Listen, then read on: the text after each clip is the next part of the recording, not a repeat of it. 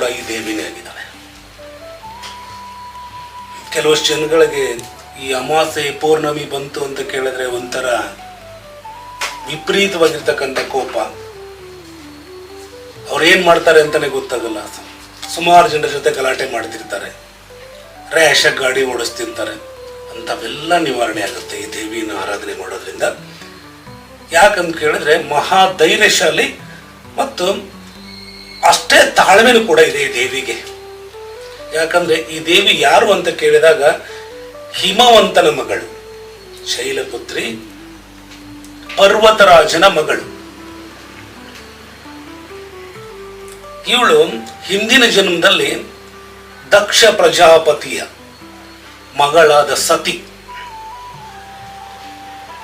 ಇವಳಿಗೆ ಏನಾಗತ್ತೆ ಅಂತ ಕೇಳಿದ್ರೆ, ಈ ಕತೆ ಕೇಳಿದ್ರೆ ನಿಮಗೆ ತುಂಬಾ ಚೆನ್ನಾಗಿ ಬಹಳಷ್ಟು ಜನಗಳಿಗೆ ಗೊತ್ತಿರುತ್ತೆ ಇದು, ಆದರೆ ರೋಮಾಂಚನ ಆಗತ್ತೆ.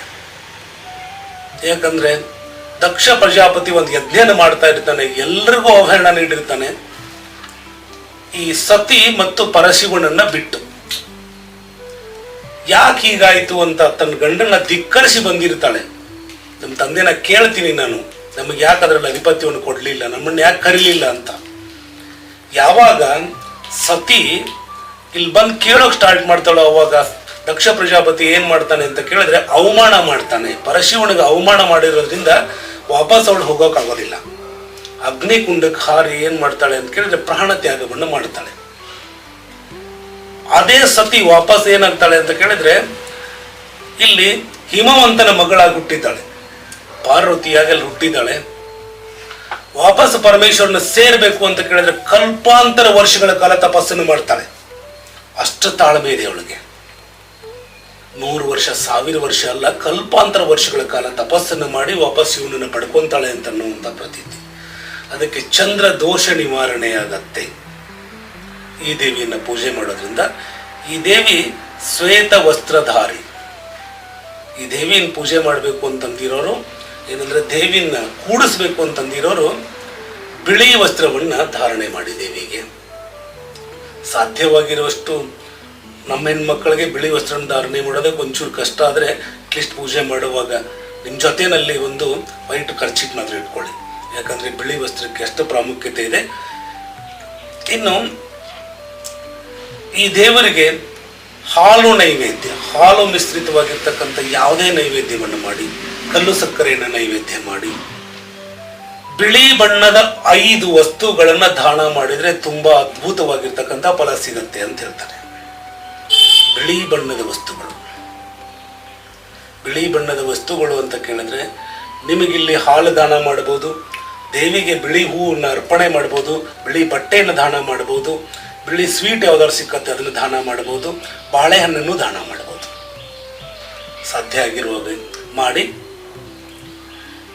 ಇನ್ನು ಈ ದೇವಿಗೆ ವಿಶೇಷವಾಗಿ ಇಲ್ಲಿ ಮಾಡಬೇಕಾಗಿರ್ತಕ್ಕಂಥ ಒಂದಿಷ್ಟು ಮಂತ್ರ ಜಪಗಳನ್ನು ಮಾಡುವಂಥ ಕ್ರಿಯೆನೂ ಇದೆ. ಈ ದೇವಿಯನ್ನ ವಿಶೇಷವಾಗಿ ಪೂಜೆ ಮಾಡಿ ಸಂಧ್ಯಾ ಕಾಲದಲ್ಲೇ ಪೂಜೆ ಮಾಡಿ, ಬೆಳಗಿನ ಜಾವ ಗಣೇಶನ ಪೂಜೆ ಮಾಡೋಕೆ ಹೇಳಾಗಿದೆ ಆಲ್ರೆಡಿ. ಸಂಜೆ ಆದ ನಂತರ ಪೂಜೆ ಮಾಡಿ. ಈ ದೇವಿ ಮಂತ್ರ ಹೀಗಿದೆ: ವಂದೇ ವಾಂಛಿತ ಲಾಭಾಯ ಚಂದ್ರ ಅರ್ಧಕೃತ ಶೇಖರಂ ರಶುಭಾರೂಢ ಶೂಲಧರಂ ಶೈಲಪುತ್ರಿಂ ಯಶಸ್ವಿನಿ. ಇನ್ನೊಂದ್ಸಲ ಹೇಳ್ತೀನಿ ನೋಡಿ.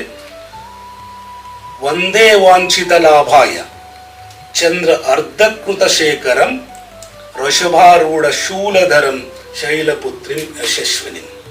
ಈ ಮಂತ್ರವನ್ನ ಪೂಜೆ ಮಾಡುವಾಗ ಹೇಳಿ, ಸಾಧ್ಯ ಆದರೆ ಇದೇ ಮಂತ್ರವನ್ನ ಜಪಾನು ಮಾಡಿ. ಇದರ ಬೀಜ ಮಂತ್ರ ಹೀಗಿದೆ: ಓಂ ಈಂ ಹ್ರೀಂ ಕ್ಲೀಂ ಶೈಲಪುತ್ರೇ ನಮಃ.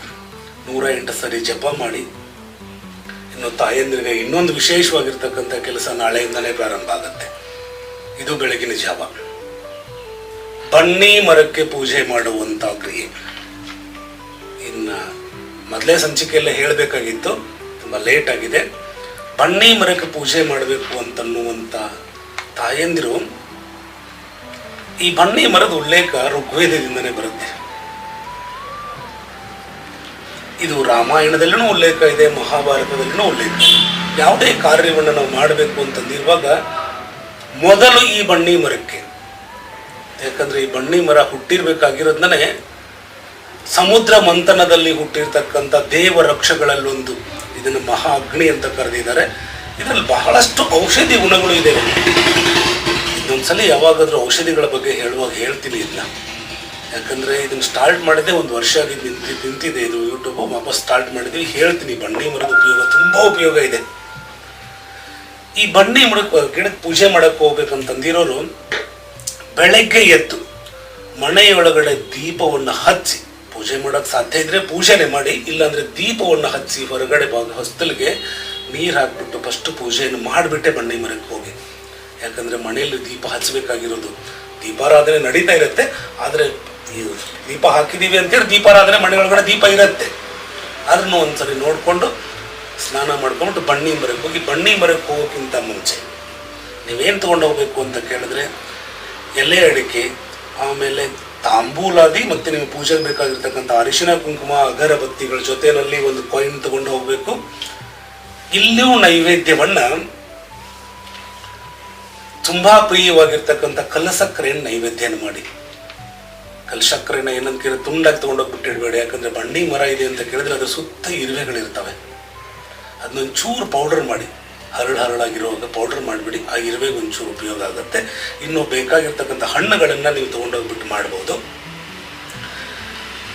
ತಗೊಂಬಂದಿಟ್ಟಿರೋರು 9 ದೀಪ ತಗೊಂಬಂದಿಟ್ಟಿದ್ರೆ ದಿನ ಒಂದು ತೊಗೊಂಡೋಗ್ಬಿಟ್ಟು ಹಾಕಿ. ಇಲ್ಲಾಂದ್ರೆ ಸಾಕಷ್ಟು ಜನ ಪೂಜೆ ಮಾಡ್ತಿರ್ತಾರೆ. ಮೊದಲನೇ ದಿನ ಒಂದು ಹಣತೆಯನ್ನು ತೊಗೊಂಡೋಗ್ಬಿಟ್ಟಿಡಿ. ಅದ್ರ ಒಳಗಡೆ ನಿಮ್ದು 2 ಬತ್ತಿನ ಹಾಕ್ಬಿಟ್ಟು ದೀಪ ಹಾಕಿ ಮಾರನೇ ದಿನದಿಂದ ಹೋಗ್ಬಿಟ್ಟು ಯಾವ್ದು ಖಾಲಿ ಇರುತ್ತೋ ಅದ್ರಲ್ಲಿ ತೊಗೊಂಡೋಗ್ಬಿಟ್ಟು ಹಚ್ಚಿ, ಏನು ತೊಂದರೆ ಏನಿಲ್ಲ. ಆದರೆ ದಿನ ಹೊಸಾದೇ ಹಚ್ತೀನಿ ಅಂತನ್ನೋರಿಗೆ ಹಚ್ಚಬಹುದು, ಏನು ತೊಂದರೆ ಇಲ್ಲ.